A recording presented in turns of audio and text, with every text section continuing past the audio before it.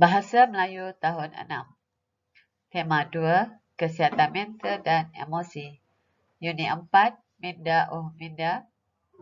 Tajuk kecil, Rahsia Sarapan. Objektif pembelajaran kita pada hari ini, murid mengenal pasti peribahasa yang terdapat dalam petikan dan menyatakan maksud peribahasa tersebut. Peribahasa.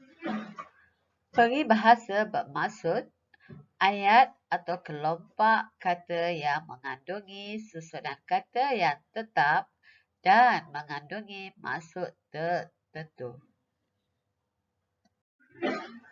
Peribahasa merangkumi 1. Simpulan bahasa, 2. Perumpamaan, 3. Pepatah, 4. Bidalan, 5. Perbandingan, 6. Kata-kata hikmat. Baiklah, untuk pelajaran kita pada hari ini, buka buku teks Bahasa Melayu muka surat 21. Petikan ini berkisahkan tentang perbualan antara Ibu Izuni, seorang pakar pemakanan, bersama anaknya tentang khasiat-khasiat sarapan pagi. Baiklah, marilah kita sama-sama membaca petikan ini sambil mencari peribahasa yang terdapat dalam petikan tersebut. Rahsia sarapan.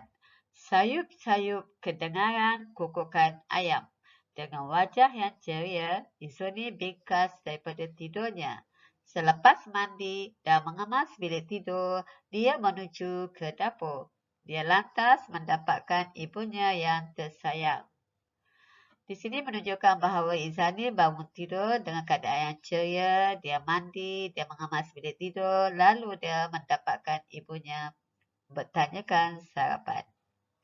Ibu, apakah sarapan kita hari ini? Tanya Izuni sambil mencium pipi ibunya. Izuni menarik kerusi kayu jati di ruang tamu rumahnya.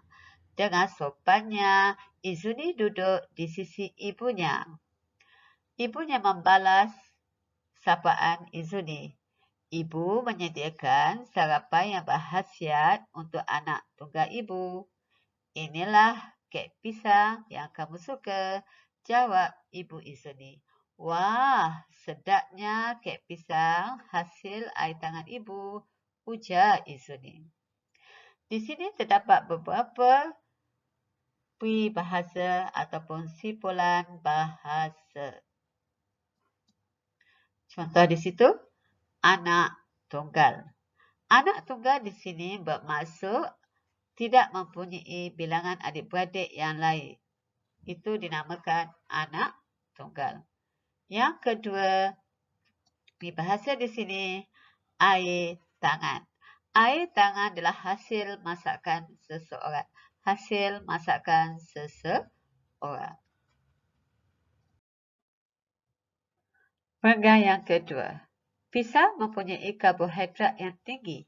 Karbohidrat itu akan merangsang paras glukos dan makronutrien di dalam otak kamu. Pisang dapat menjadikan otak kamu bergeliga dan bijak seperti pendeta. Pisang juga memberikan kesan yang positif kepada otak agar kita terus fokus dan peka terhadap pelajaran. Jelas Ibu Izuni, seorang pakar pemakanan. Sedapnya susu ini, kata Izuni selepas menghirup susu yang suam-suam kuku. Dalam petikan ini, dalam perenggan ini ada peribahasa perbandingan. Contoh, bijak seperti pendeta. Bijak seperti pendeta. Pendeta di sini menunjukkan seorang yang mempunyai banyak ilmu.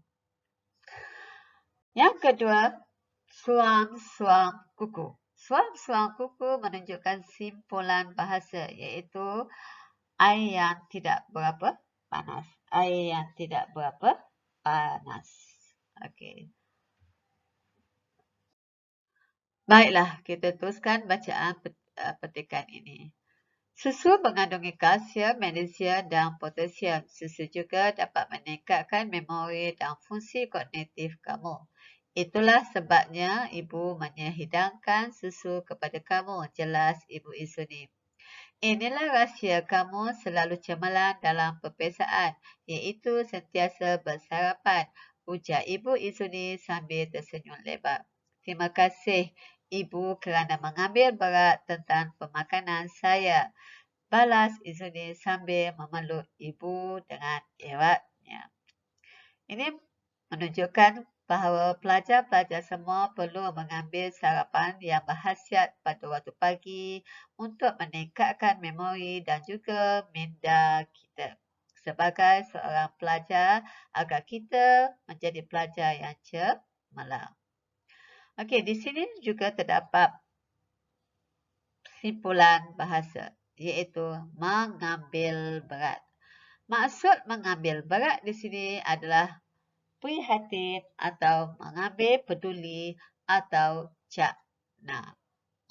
Baiklah, setelah kita membaca latihan, cikgu mahu kamu buat latihan, iaitu senaraikan peribahasa yang terdapat dalam petikan dan cari maksudnya. Buat latihan dalam buku tata bahasa. Latihan yang telah siap hantar pada cikgu untuk disemak. Okey, sekian. Terima kasih.